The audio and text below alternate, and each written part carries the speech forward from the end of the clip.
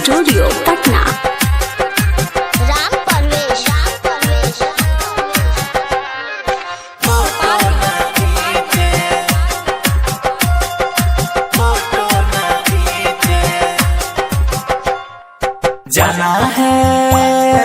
जाना है बजरिया के पीछे बलम कोई फोटो ना खींचे।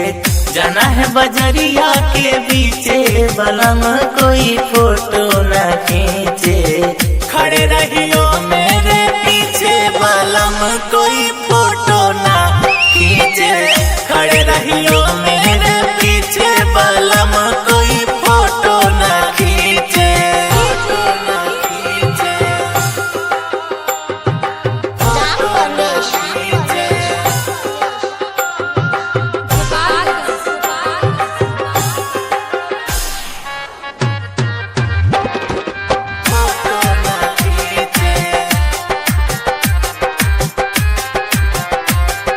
मुड़ मुड़ के देखे दीवाना ड्राइवरवा डाले डोरा बस में उकंड के डरवा। मुड़ मुड़ के देखे दीवाना ड्राइवरवा डाले डोरा बस में उकंड के डरवा।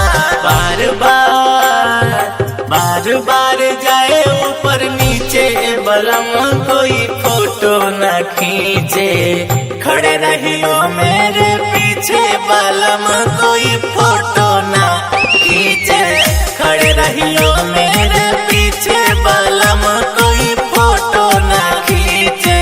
फोटो न खींचे। फोटो न खींचे।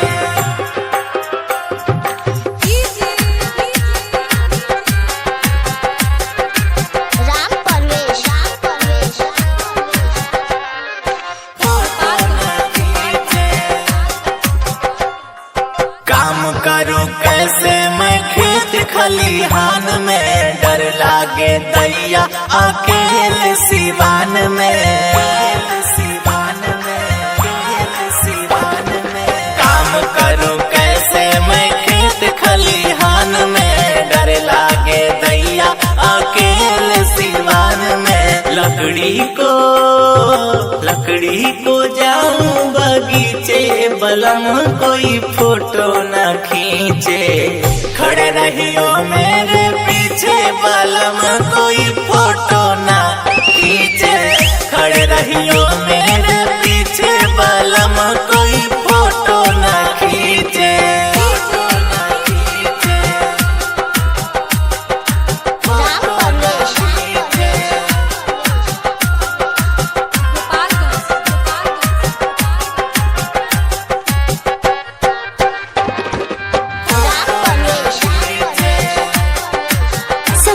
Recording studio Patna.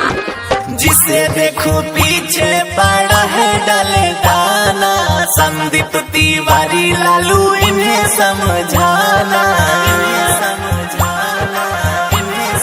हाँ, जिसे देखो पीछे पड़ा है डाले दाना संदीप तिवारी लालू इन्हें समझाना। छिड़े मोहे छोरे गली के बलम कोई फोटो न खींचे। खड़े रहियो मेरे पीछे बलम कोई फोटो न खींचे। खड़े रहियो मेरे पीछे बलम कोई फोटो न खींचे। जाना है बजरिया के पीछे बलम कोई फोटो न खींचे। जाना है बजरिया के पीछे बलम कोई फोटो न खींचे। खड़े रहियो मेरे पीछे बलम कोई फोटो